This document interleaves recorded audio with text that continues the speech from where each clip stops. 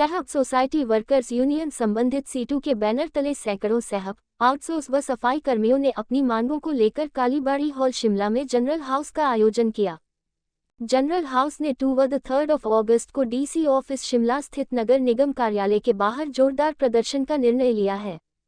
General house ने निर्णय लिया है कि 15 अगस्त के बाद मजदूर अपनी मांगों को लेकर बेमियादी आंदोलन शुरू करेंगे। जनरल हाउस में सीटू प्रदेशाध्यक्ष विजेंद्र मेहरा, जिला सचिव रमाकांत मिश्रा, रंजीव कुटियाला, विवेक कश्यप, यूनियन अध्यक्ष जसवंत सिंह, महासचिव ओम प्रकाश गर्ग, कोषाध्यक्ष नरेश, सलाहकार पाला राम मट्टू, सुनील, योगेश, भरत, पवन, नरेंद्र, अमित भाटिया, रूपा, पूनम, शारदा, देवी सिंह, सूरत राम, नरेंद्र, राकेश, राहुल, शिवराम, बूटाराम, विक्रम, दिगंबर, मनोज, अजित, चंदूलाल, दिनेश, धर्मचंद, नीरज, ललित, दिलविंद्र, मदन, इंद्र, प्रेम, राजीव, खूबराम, अरविंद आदि शामिल रहे। सीटू प्रदेशाध्यक्ष विजेंद्र मेहरा, सचिव रमाकांत मिश्रा, यूनियन अध्यक्ष जसवंत सिंह व महासचिव ओम प्रकाश गर्ग ने जनरल हाउस को संबोधित करते हुए कहा कि अगर सहब सोसाइटी का निजीकरण अथवा आउटसोर्स करने की कोशिश की गई तो मजदूर भविष्य में बेमियादी हड़ताल पर चले जाएंगे व शिमला शहर में कार्य पूरी तरह ठप कर देंगे। उन्होंने हैरानी व्यक्त की है कि नगर निगम प्रशासन सहब के बाय लॉस के खिलाफ कार्य कर रहा है व सहब के कार्य की आउटसोर्सिंग करने की साजिश रच रहा है। उन्होंने कहा कि जो 2.5 करोड़ रुपये नगर निगम घरों की मैपिंग हेतु QR कोड स्कैनिंग के लिए खर्च करना चाहता है, उतने पैसे में 150 अतिरिक्त मजदूरों की भर्ती हो सकती है, जिससे शहर को और ज्यादा स्वच्छ रखने में मदद मिलेगी व कार्यरत मजदूरों पर काम का बोझ घटेगा। शिमला शहर को सुंदर बनाने का एक मुख्य जो स्रोत है वो है सहब के कर्मचारी।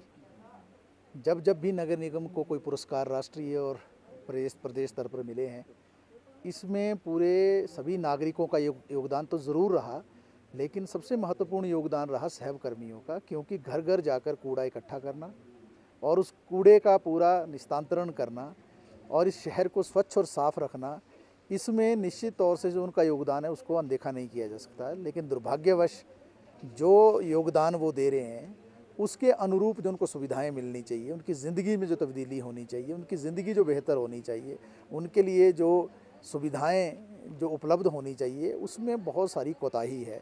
अभी सहब कर्मचारियों के विषय पर और सहब की जब हम बात करते हैं तो सहब में जो घर घर कूड़ा उठा रहे हैं वो लोग, प्लस उसी सहब के अंतर्गत नगर निगम के दायरे में काम करने वाले आउटसोर्स के कर्मचारी भी हैं, सैकड़ों में। सहब के अलग से हैं, आउटसोर्स के अलग से हैं, और सहब से ही जिनको तनख्वाह भी दी जाती है, जो हमारे सड़कों को साफ़ करने वाले, साफ़ सफाई करने वाले लोग और अन्य लोग भी जो सहब के दायरे में काम करते हैं। इन सभी लोगों की मांगों को लेकर एक 32 सूत्रीय मांग पत्र जो है नगर निगम प्रशासन को दिया गया था, जिस पर जो है पिछले कुछ महीनों से लेबर ऑफिस में वार्तालाप चल रही है। लेकिन हकीकत ये है कि उन मीटिंगों में कोई भी जो मुख्य अधिकारी है, चाहे कमिश्नर हैं, चाहे एडिशनल कमिश्नर हैं, चाहे कोई उस ओहदे का अधिकारी जो कि निर्णय ले सकता है लेबर ऑफिस में, वो नहीं आते हैं और एक क्लर्क के लेवल के, अकाउंटेंट के लेवल के आदमी को वहाँ भेज देते हैं जो निर्णय नहीं ले सकता है। और इसीलिए बार बार लेबर ऑफिसर ने इस बात को वहाँ रेखांकित किया, ऑन रिकॉर्ड लाया है, चिट्ठियाँ लिखी हैं इनको कि आप लोग उसमें आइए, क्योंकि जो मजदूरों की मांगें हैं, दिक्कतें हैं, समस्याएँ हैं या कानून का जो मसला है उसको आपको हल करना पड़ेगा। लेकिन कोई आता नहीं है और इसीलिए बीच बीच में आपने देखा है कि मजदूर जो हैं गेट मीटिंग्स भी करते हैं, आक्रोश भी अपना जाहिर करते हैं।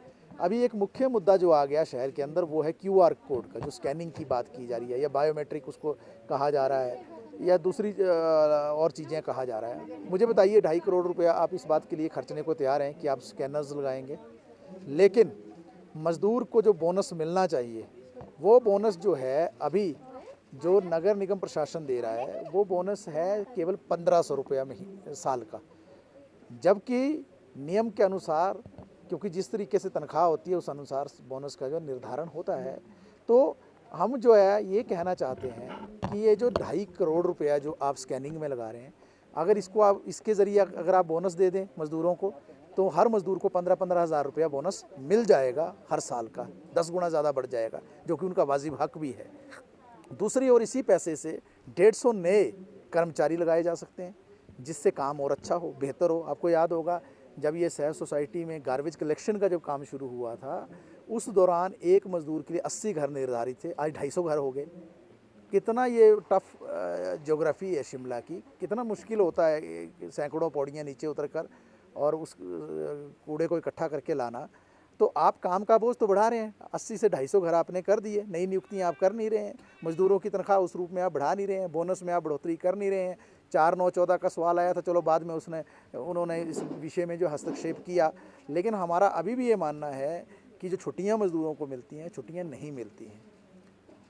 छुट्टियां अगर लेता है मज़दूर तो उसका वेतन काटा जाता है, और मज़दूरों से अगर कोई छुट्टी जाना चाहता है और चला गया, उसका वेतन तो अलग से कटा, लेकिन जो उसकी जगह काम करने आ रहा है मज़दूर, उससे जो एक्स्ट्रा काम कराते हैं, कानून क्या कहता है कि अगर ओवर टाइम काम करवाएंगे डबल ओवर टाइम का भुगतान होगा।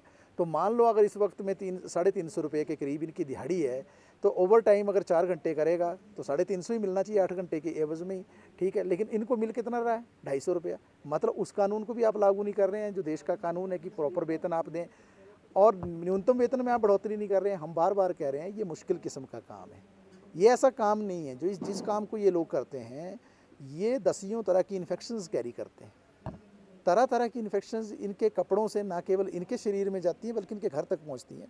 दसियों तरह की बीमारियां इनके परिवारों को लगती हैं, और जितनी ज़िंदगी इन्होंने जीनी है उतनी ज़िंदगी को ये मज़दूर नहीं जी पाते हैं।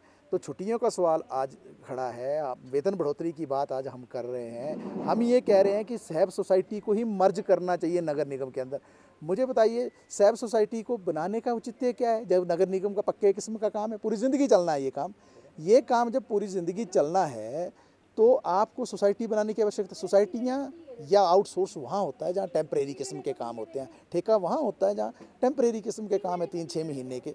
हमारी मांग ये है कि सहब सोसाइटी का उसको जो है मर्ज किया जाना चाहिए नगर निगम के अंदर, और जो आउटसोर्स के कर्मचारी रखे गए हैं जिनका भारी शोषण हो रहा है उनको तो सहब सोसाइटी के बराबर भी वेतन नहीं मिल रहा है, चाहे सुपरवाइज़र हैं चाहे आपके वर्कर्स हैं।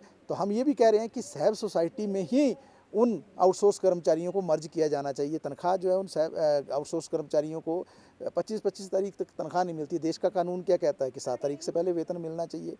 तो मतलब आप तनख्वाह भी नहीं देंगे टाइम से, पूरी भी नहीं देंगे, कम देंगे, ओवर टाइम का पैसा भी नहीं देंगे, छुट्टी भी आप नहीं देंगे, और आप क्या कह रहे हैं कि हम स्कैनिंग करना चाहते हैं।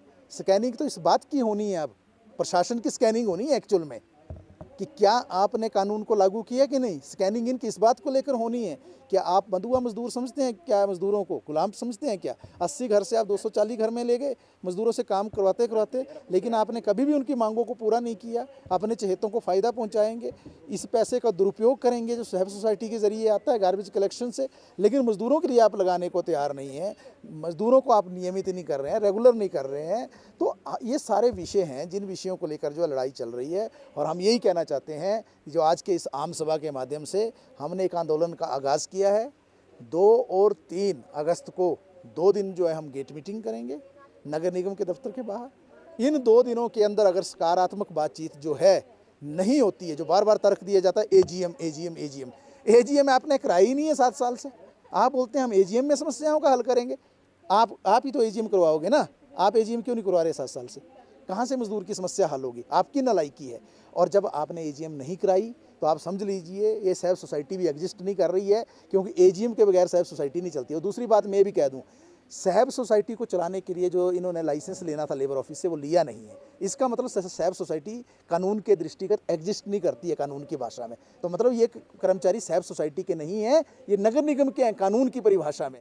जसवंत सिंह है, मैं सहब सोसाइटी वर्कर यूनियन का प्रेसिडेंट हूँ। आज क्या मांगे हैं, किन मांगों को लेकर आज इकट्ठा होना पड़ा है और क्या तय किया गया है आज जो हमारी ये 30 जुलाई को जो मीटिंग हो रही है, जनरल हाउस जो हो रहा है, ये जो है जो QR कोड हाई कोर्ट जो लगा रहा है और MC प्रशासन लगा रहा है हमारे ऊपर, हम इसके विरोध में कर रहे हैं।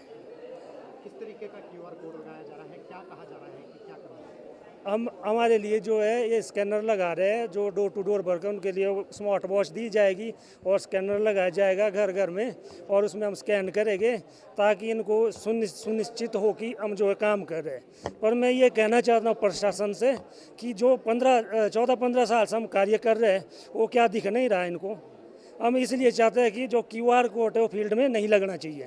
क्या लगता है आपको, इसके माध्यम से आप पे बंदिश लगाने की कोशिश की जा रही है या आपकी ईमानदारी पे शक किया था। इसमें एक तो हमारी जो ईमानदारी पे शक किया जा रहा है और दूसरा बंदिश लगाई जा रही है। और हम जो है इसके बारे में जो है 2 और 3 सितंबर को जो है हम अपना धरना प्रदर्शन करेंगे डीसी ऑफिस के बाद।